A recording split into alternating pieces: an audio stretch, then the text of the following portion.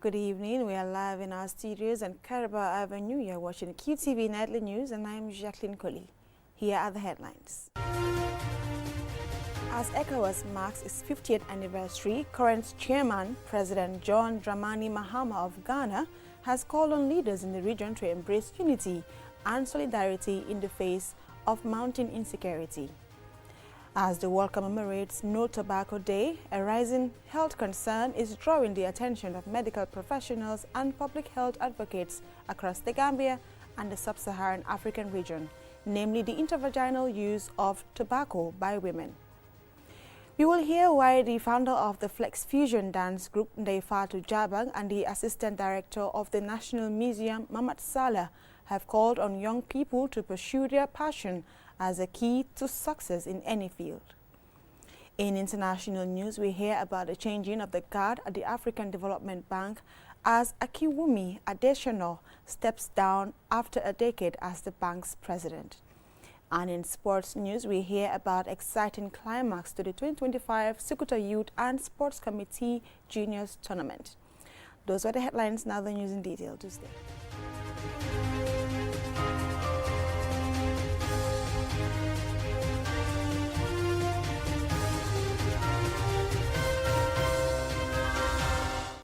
Many thanks for joining us.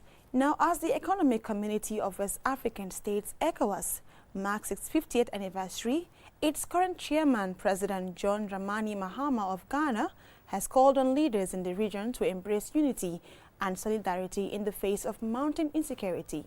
He also urged a renewed commitment to peace, dialogue, and regional cooperation. Usman Jata tells us more.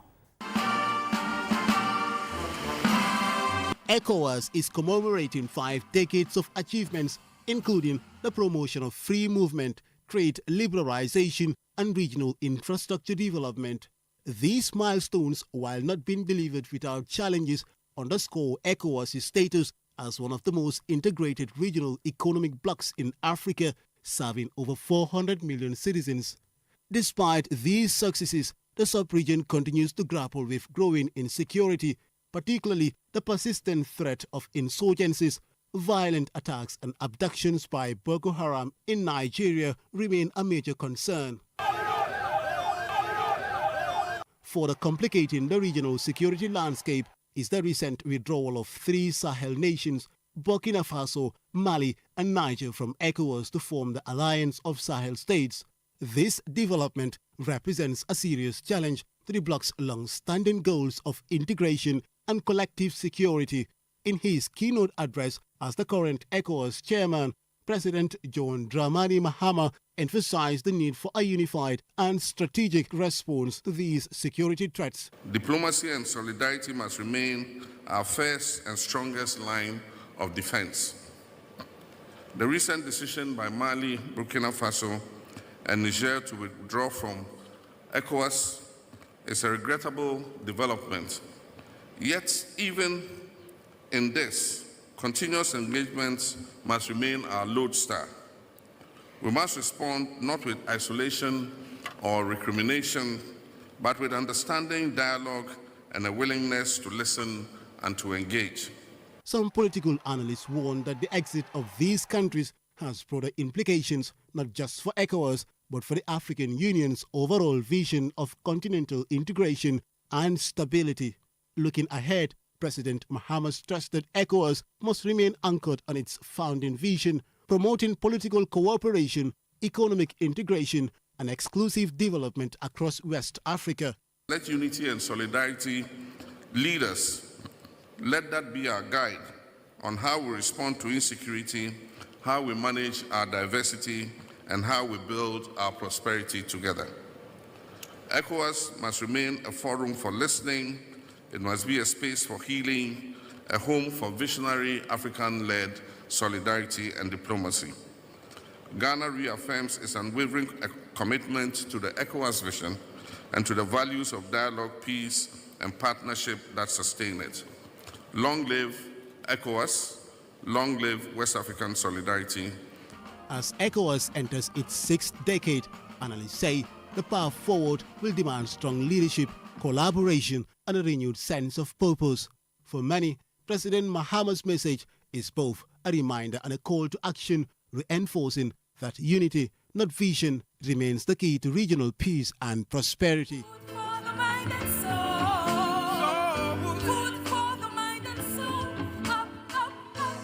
Osman Jata reporting for QTV News. Now, as the world commemorates No Tobacco Day, a raising health concern is drawing the attention of medical professionals and public health advocates across the Gambia and the sub-Saharan African region. The intravaginal use of tobacco by women. Taba tells us more. This little known but increasingly documented practice, locally known as Taba in the Gambia, involves the insertion of powdered or raw tobacco into the private part, often under the belief that it enhances sexual pleasure, tightens the vaginal walls, or maintains cleanliness. According to a 2023 study published in the Tropical Journal of Obstetrics and Gynecology, 63.2% of the Gambian women sampled were current users of intravaginal tobacco powder. Here is Dr. Bai Cham, a postdoctoral research associate at MRCG, the lead author of the study, Intravaginal Tobacco Use Among Women in the Gambia. I think most of these are just misconceptions. Even for those who use it, they don't get the right information. And also, people who introduce them to the product are not aware of the risks involved. Over 90% of women who use the product that we interviewed reported signs and symptoms of nicotine poisoning. But usually when that happens, they go back to the people who introduce it to them. And what they are usually told is that when you have those signs and symptoms, it means it is good for you. Primary findings from the study revealed that women use intravaginal tobacco for various reasons, including treating vaginal yeast infection, enhancing sexual pleasure, improving pregnancy and labor outcomes, and treating various health conditions, including hypertension, asthma, and infertility. Findings also show that the product is often marketed by local vendors as traditional medicine, but may contain dangerous additives, including baobab ash, caustic soda, cannabis, and shea butter, raising concerns about its potential toxicological effects. Dr. Baicham talks on the misconceptions surrounding Taba. When we did the analysis, we realized that the 5 TSNAs that we looked at were extremely high in all the samples. So meaning women who are exposed to this form of tobacco intravaginally are exposing themselves to carcinogenic substances, which may result to several forms of cancer in the long run. Rohi C. Kaur, the executive director and founder of the Mother's Health Foundation, calls on the general public to come together to end the use of tobacco in the Gambia. It is the children they send to go and buy the tobacco. They expose the children. When they use it, they are asleep. They don't know what's going on in their places. Tobacco is breaking the homes. Divorce. The violence cannot end without ending tobacco. Malnutrition. When you use tobacco, less people come because the problem is walking in different corners would not solve tobacco. Breaking harmful practices starts with open and honest conversations. As the awareness grows, so does the hope that tradition can evolve in a way that protects rather than endangers women's health. Understanding the reason behind this practice is imperative to public health, as there is still limited scientific information on intravaginal tobacco use. Research is needed to explore the nature of usage and the health and social consequences associated with intravaginal tobacco use. Taba, QTV News. And the founder of the Flex Fusion Dance Group, Ndaifatu Jabang, and the assistant director of the National Museum, Mamat Salah, have called on young people to pursue their passions as a key to success in any field. They made these remarks during the final presentation of the Diago 10 project organized by the Daughters of Africa Foundation. Usman Jata has the rest of that. The energy of Gambian international footballer Yankuba Minte, sprint queen Gina Mariam Baz, and multiple award-winning artist ST, known as Brikama Boyo, are living proof of what person can achieve. Their inspiring stories are fueling a national conversation about how passion unlocks potential and leads to success. social development experts widely agree that passion is more than just a feeling, it is a powerful fuel. Passion propels motivation, nurtures resilience, and transforms obstacles into opportunities. It gives life direction and meaning, making even the toughest challenges feel purposeful. Fatu Jabang, founder of the acclaimed Flex Fusion dance group, knows this firsthand. Reflecting on the early days of her group, she explained how her journey was firmly anchored in passion, despite facing setbacks and a lack of mainstream support. This inner drive ultimately propelled them to national and international recognition. The whole purpose is to just encourage our fellow women to know that, be confident in what you do. Like most of the speakers said here, passion is everything. When we started 11 years ago, if we didn't have a passion, we wouldn't have been here. We would have reached the state that we are in. And we are launching projects that are training so many young people in performing arts and entrepreneurship. Because a lot of people here, they have the talent, but how do you monetize your skills as a performing artist? They lack that, and this is where we come in. We address these situations. We give them the tools to understand communications, branding, marketing, bookkeeping, and everything that they need to make sure that they stand out as performing artists and make sure that they have revenue coming in. Across the Gambia, many young people, like their peers worldwide, struggle to choose the right career path. Some experts link this confusion to external pressures from family, friends, and societal expectations. But Ndeifadu's story shows that true success begins when you follow your own fire. Mamad Salah, assistant director at the National Museum, echoed these sentiments. He emphasized the crucial role passion plays in shaping both individual futures and the nation's progress. Passion is something that is very much important. And I think inculcating this in our students or in our children is something that is very valuable, because that's what will shape the future of tomorrow. Because once the students or the people knows they are passionate, that will make them to be willing to learn. And then learning is a process. And learning is something that will educate you, and that will also make you to be a better person. With over 60% of the Gambia's population under the age of 20, experts believe that guiding youth to select paths aligned with their interests and passions could significantly boost national development, creativity, and job satisfaction. This is clearly evident in the stories of Yankuba Minte, Gina Bass, and ST, proving that when young Gambians chase what sits in their souls on fire, the world takes notice. Osman Chata, reporting for QTV News. We will now go for a commercial break. When we return, we hear about the ongoing fight to combat the spread of substandard and falsified medicines. And we hear about the changing of the guard at the top of the African Development Bank. Do stay tuned for these and other stories.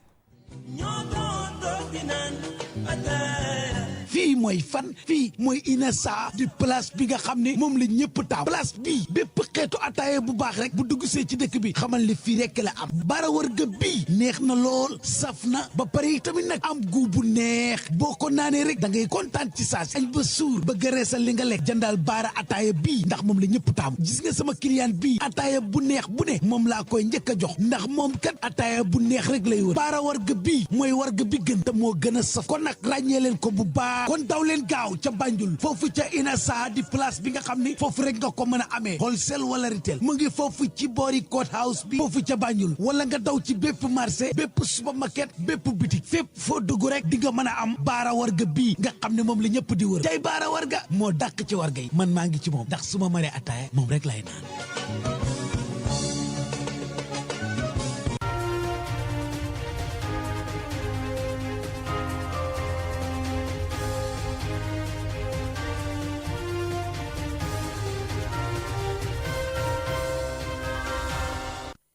Welcome back from that short commercial break. If you're just tuning in, you're watching QTV News, and I'm Jacqueline Collie. Now, as part of the ongoing fight to combat substandard and falsified medical products, the Medicines Control Agency organized a two-day training session for security personnel stationed at the country's ports of entry. The training aims to enhance their capacity to identify and intercept such products during enforcement. Our Bob has the story.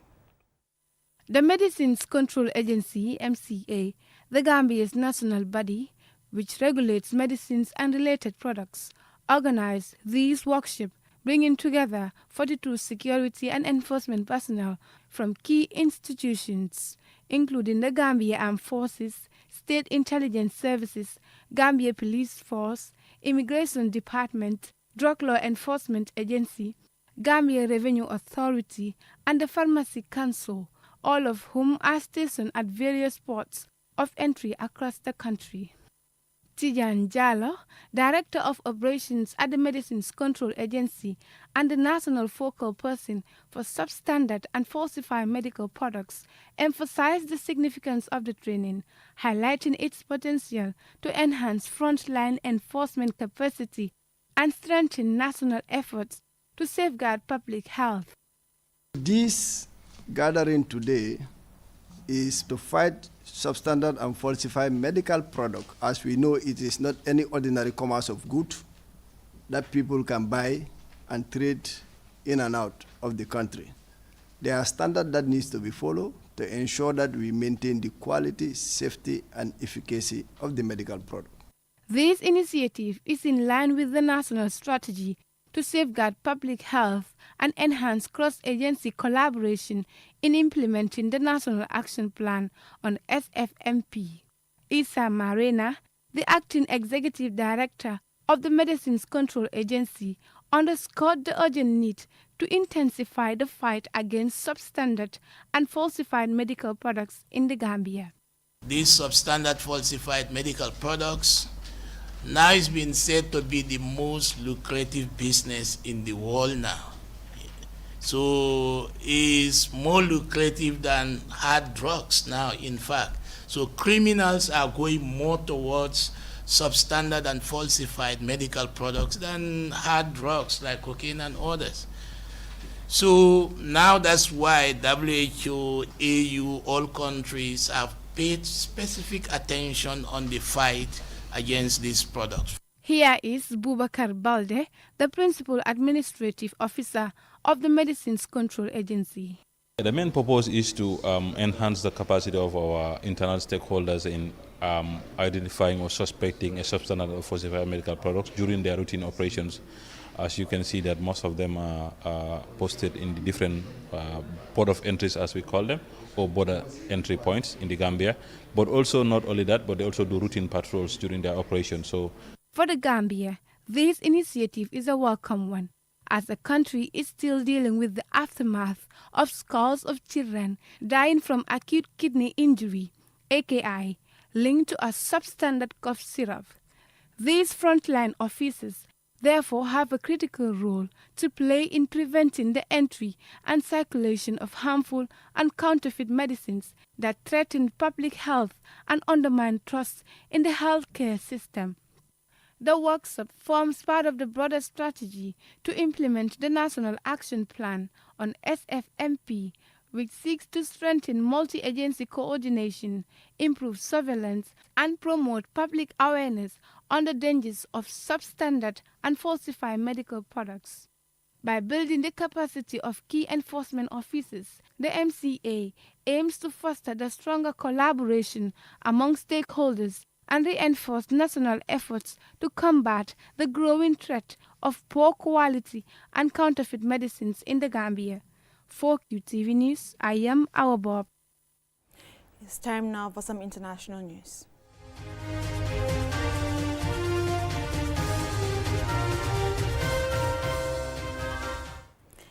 After a decade at the helm of Africa's most powerful financial institution, Nigeria's Akinwumi Adesina is making way for new leadership. In a closely contested race, Mauritanian economist and veteran development banker Sidi Ould Tah has been elected president of the African Development Bank Group. Adedarame looks back on the work of the presidentor and ahead of the task for the successor as the bank's president.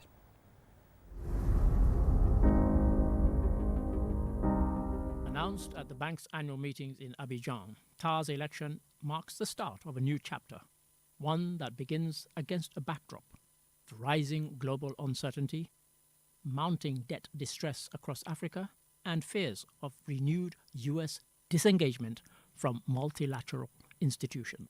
Sidi Ould Tah, who takes office on September the 1st, is no stranger to the world of development finance. He led the Arab Bank for Economic Development in Africa, quadrupling its balance sheet and earning it a AAA credit rating. A former finance minister in Mauritania, Tah won over both regional and non-regional shareholders in a five-way race. And here is Sidi Ould Tah, the newly elected president. I am ready. His predecessor, Akinwumi Adesina, exits after a transformative but sometimes turbulent tenure. His high-five agenda, targeting power, food, industry, integration and livelihoods, helped shape AFDB's bold vision. But the Nigerian economist also faced internal controversies and allegations of mismanagement during his second term. Allegations he was eventually cleared of. Here is Akinwumi Adesina. The work of the African Development Bank has impacted the lives of 565 million people.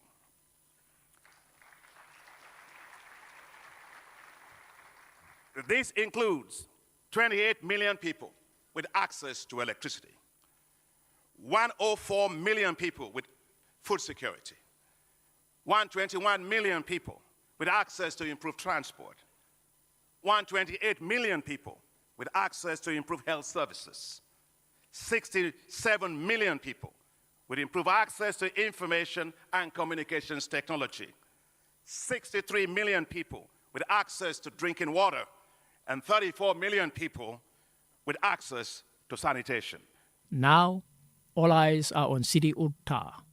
With the return of Donald Trump to the White House and the looming threat of reduced U.S. funding, Tah is expected to pivot towards alternative capital from within Africa, Asia, and the Gulf. Shareholders are calling for a leaner, less bureaucratic institution, one that better harnesses private investment and accelerates disbursements. Despite AFDB's enormous subscribed capital, over $208 billion US, its effectiveness will be measured by its agility, not by its size. Tah's challenge is clear: strengthen the bank's core mission while adapting to a changing global environment. As the African Development Bank approaches its seventh decade, the task is nothing short of redefining its relevance. Therefore, a new era begins at the AFDB, with high hopes, sharper scrutiny, and a continent watching closely. For QTV News, I am Ade Darami. Up next is sports news.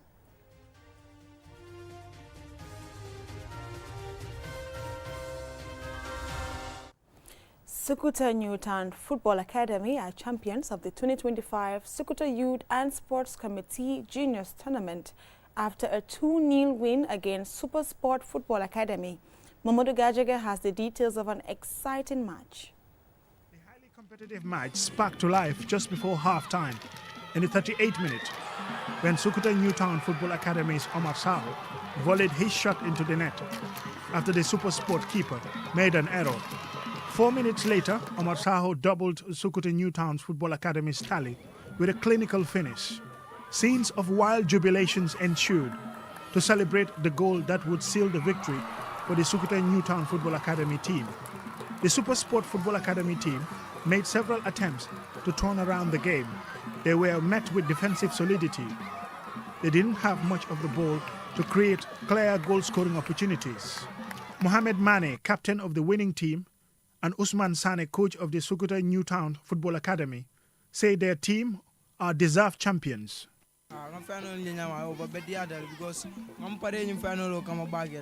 We prepared for this final very well. They defeated us in an intermediate tournament. That is why we had to prepare better this time. Incredible performance. Because if you could see the first 10 minutes, we were a bit slow. So before the moment was taken, we were at least, the second 20 minutes was at least better. Yeah, the first 10 minutes we were a bit down, but then we rejuvenated. The losing team's assistant coach, Mustafa Cham of Super Sport Football Academy, praised his team for a good performance despite losing the final. My players, they play wonders. I can see the best of them. They play and they have shown me that they can do it. Even not this year, I would say hard luck to them because they have tried a lot. We have been winning since our first game. Siddharth Jatta, acting president of the Sukuta Youth Football Committee, explained the purpose behind organizing this competition. Grassroots football is the foundation where every football development kickstarts. Even when you are building a house, if the foundation is not strong, the building will not be good. Taking on board the committee's president's message, it seems things are on a solid foundation.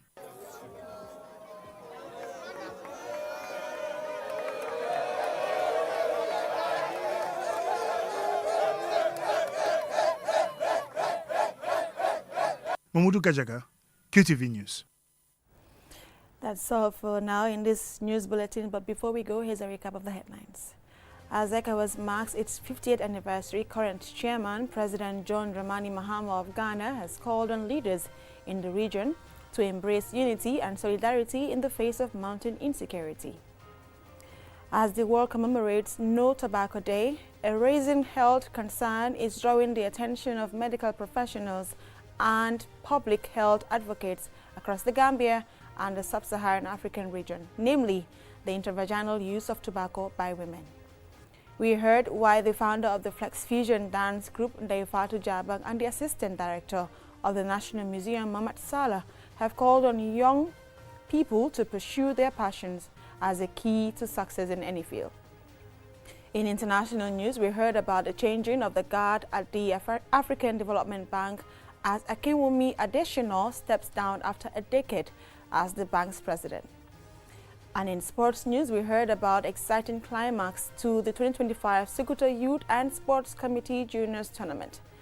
That's all for this news bulletin. Join Momodou Mboj and Ade Darame for the weekend review tomorrow night at 8 p.m. Thanks for watching and bye.